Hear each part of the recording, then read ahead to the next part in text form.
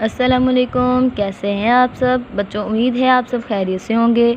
हम पढ़ने जा रहे हैं उर्दू क्लास सोम सबक नंबर 8 खाली खाली खला की बातें।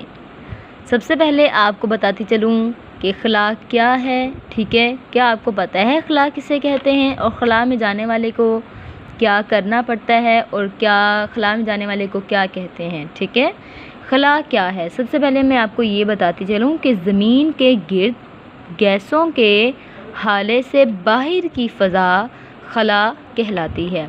जो हमारी ज़मीन है वो बहुत सारी गैसों के गिर्द लिपटी हुई है। देखें, और हमारी ज़मीन जो है उसमें जो सबसे ज़्यादा गैसें पाई जाती हैं वो ऑक्सीजन और नाइट्रोजन हैं। ये दो गैसें 99% जो हैं टोटल पूरा जो एरिया है उसमें से 99% जो गैसें देखा जाए तो ऑक्सीजन और नाइट्रोजन है। बाकी 1% जो बाकी गैसें रह जाती हैं उन्होंने ज़मीन को लपेटा हुआ है। अगर ये गैसें ना होती तो ज़मीन पर ज़िंदगी मुमकिन ना होती। हम सबको पता है कि हमें ज़िंदा रहने के लिए ऑक्सीजन की ज़रूरत होती है और पौधों को ज़िंदा रहने के लिए कार्बन डाइऑक्साइड की ज़रूरत होती है। इससे ज़ाहिर हो रहा है कि ज़मीन को अगर गैसों ने लपेटा हुआ है तो जिस ज़मीन पर हम रह रहे हैं उसमें रहने के साथ साथ हमें गैसों की भी ज़रूरत रहनी है और रहेगी।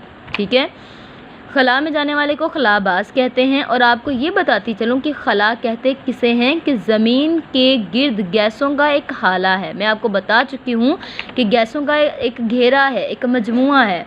ठीक है, अगर ज़मीन से निकल कर हम ऊपर की तरफ जाना शुरू करें, आसमान से ऊपर की जानिब, तो एक लिमिट आती है, एक हद आती है जहाँ पर जाकर ज़मीन जो है उसके इर्द गिर्द जो गैसें जमा हैं वो ख़त्म होना शुरू हो जाती हैं। ठीक है, जब हम एक हदूद से बाहर चले जाते हैं ऊपर खला की तरफ तो वहाँ पर जाके वो गैसें ख़त्म हो जाती हैं और इन गैसों के बाहर जब जिस एरिया के बाहर हम चले जाते हैं जहाँ पे गैसें नहीं होती उस इलाके को खला कहते हैं। और उसमें जाने वाले खलाबाज होते हैं और उनको क्या करना पड़ता है, उनको स्पेशल किस्म का एक लिबास पहनना पड़ता है, अपने साथ ऑक्सीजन मास्क लेकर जाना पड़ते हैं। ठीक है, क्योंकि मैं आपको बता चुकी हूँ कि उस हाले में गैसें नहीं होती और ऑक्सीजन गैस के बगैर हमारी सांस लेना ही मुश्किल हो जाता है हमारे लिए। इस वजह से वो ऑक्सीजन मास्क साथ लेकर जाते हैं अपने।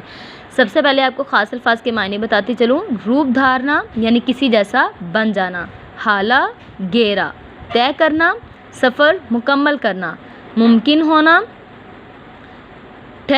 यानी जो हो सकता हो काम, मंजिल ठहरने की जगह, मसनूई इंसान का तैयार करदा यानी कुदरती नहीं है बल्कि इंसान का तैयार करदा है। खाली खाली खला की बातें, इसमें हम पढ़ेंगे क्या, इसमें हम मुख्तलिफ़ लोगों के पेशों के बारे में पढ़ेंगे। जैसा कि आप तस्वीर में देख रहे हैं कि आपको मुख्तलिफ़ किस्म के लोग नज़र आ रहे हैं।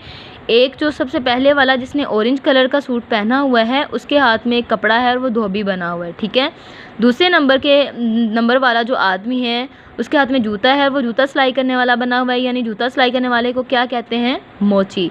तीसरे नंबर पे आप देख रहे हैं जो लड़की है वो डॉक्टर है।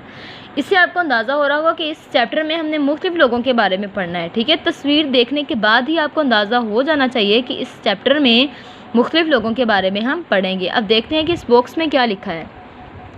ये भाई ऑरेंज कपड़ों वाला कह रहा है कि मैं धोबी हूँ, मैं लोगों के कपड़े धोता हूँ, मुझे बहुत मुश्किल होती है जब मैं भूल जाता हूँ कि कौन सा कपड़ा किसका था।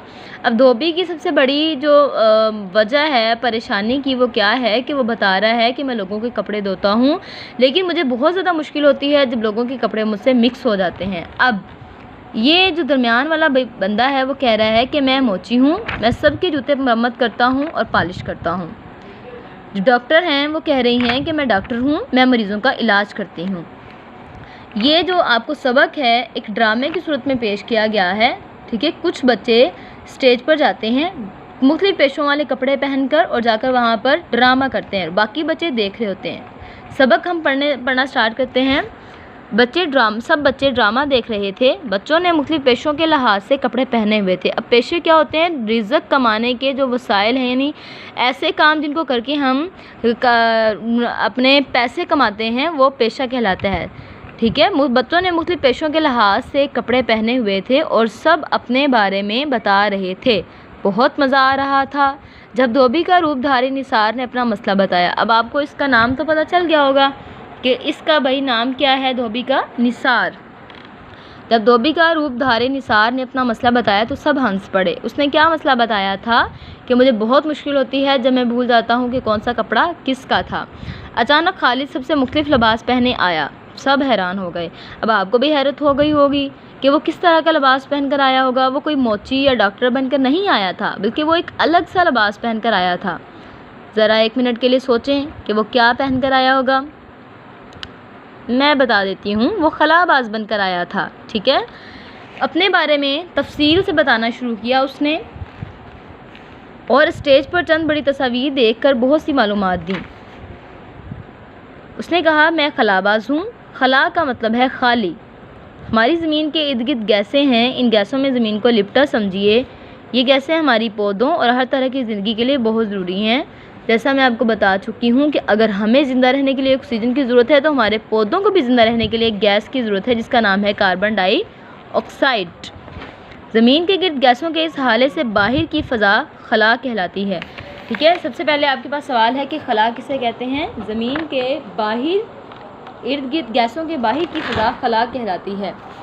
साइंस की तरक्की से ज़मीन पर एक जगह से दूसरी जगह जाना आसान हो गया है। हम महीनों का सफ़र घंटों में तय करने लगे हैं। इसी तरह अब ज़मीन और इसकी फ़ज़ा से बाहर खला में जाना भी मुमकिन हो गया है।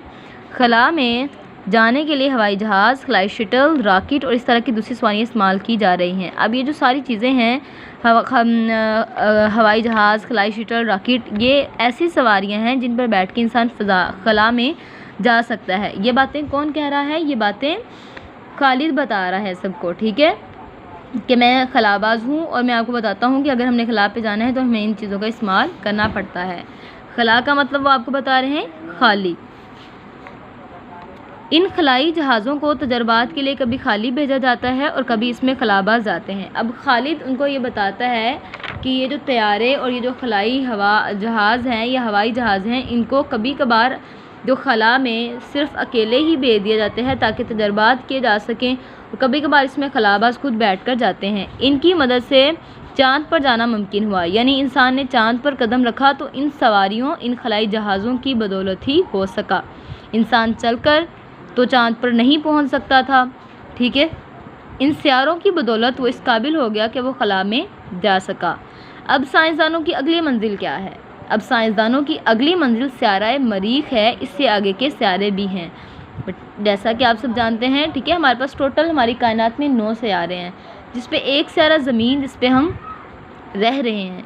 हमारी जो ज़मीन है ये एक ऐसा स्यारा है जिस पर ज़िंदगी मुमकिन हुई। बाकी स्यारे या तो इतने ठंडे हैं कि उन पे ज़िंदगी जम सकती है, या इतने गर्म हैं कि उस पर हर चीज़ पिघल सकती है। ज़मीन ही एक ऐसा स्यारा है जो ना तो सूरज के बहुत ज़्यादा करीब है और ना ही बहुत ज़्यादा दूर है, जिसकी वजह से इस पर ज़िंदगी मुमकिन हो सकी। ठीक है, इस वजह से अब साइंसदान सोच रहे हैं कि ज़मीन पर तो ज़िंदगी मुमकिन हो गई है, हम अब इससे आगे स्यारा मरीख पर जाएं और इससे जो आगे के स्यारे हैं उन पर भी जाके कोई ऐसे तजर्बात करें कि वहाँ पर भी ज़िंदगी मुमकिन हो सके। इसलिए साइंसदान खला में जाते हैं और वहाँ पर तो जाकर तजर्बात करते हैं। इसके अलावा खला में मसनूई स्यारे भी छोड़े जा रहे हैं। इन स्यारों की मदद से हम पूरी दुनिया के मौसमों के बारे में पहले से जानने लगे हैं। इसी तरह बहुत से तजर्बात जो ज़मीन पर नहीं हो सकते थे, इन स्टेशनों पर किए जा रहे हैं। ठीक है, अब हमें एक दिन पहले ही पता चल जाता है, एक दिन भी क्या, हफ्ता पहले पता चल जाता है कि नेक्स्ट जो वीक आ रहा है उसमें फ़लाँ दिन बारिश या आंधी या इस तरह का मौसम रहेगा। हमें मोबाइल्स पे पता चल जाता है कि आज जो है सीज़न किस तरह का रहेगा, क्लाउडी होगा, बादलों वाला होगा, तपश वाला होगा। ठीक है, वो किस तरह से हमें पता चलना शुरू हुआ। हमारे जो साइंसदान थे जब वो खला में गए, खलाबाज, ठीक है, उन्होंने खला में जाकर मसनूई स्यारे छोड़े। मसनूई स्यारे जो थे, मसनूई जो स्यारे थे वो वहाँ जब गए तो उन्होंने मौसमों के बारे में इन्वेस्टिगेशन करना स्टार्ट की साइंसदानों ने, तो उनको ऑलरेडी अब पता चल जाता है कि फ़लाँ दिन कैसा मौसम होगा उन स्यारों की बदौलत। ठीक है, खला से ज़मीन को देखना बहुत ही हसीन तजर्बा होता है। ज़मीन एक बहुत खूबसूरत स्यारा है, ये हमारा घर है, इसको साफ़ रखना, इसका ख्याल रखना हमारी ज़िम्मेदारी है। ठीक है, अगर आप सोचें, अगर हम छत पे चढ़ें, कोई 16-15 उसकी बिल्डिंग्स हों, वहाँ पर जाकर हम नीचे वाले इंसानों को देखें, हमें कैसा महसूस होगा?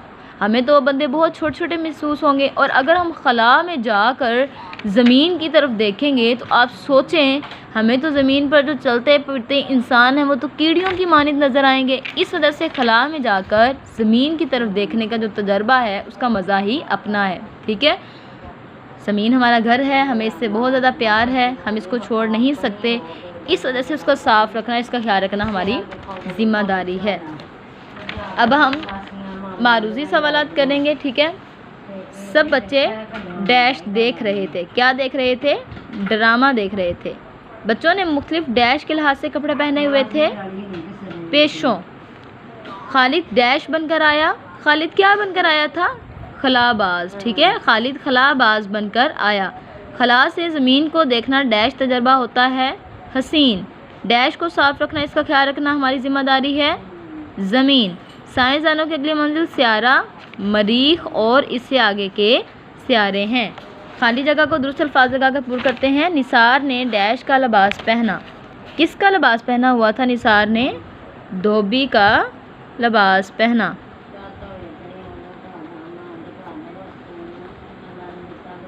ठीक है, हमारी ज़मीन के इर्द गिर्द डैश हैं। हमारी ज़मीन के इर्द गिर्द क्या चीज़ें हैं? गैसें हैं। हमने पढ़ा कि हमारी ज़मीन के इर्द गिर्द गैसें मौजूद हैं। साइंस की तरक्की की वजह से हम डैश का सफ़र घंटों में तय करने लगे हैं। हम घंटों का सफ़र, हम महीनों का सफ़र घंटों में तय करने लगे हैं।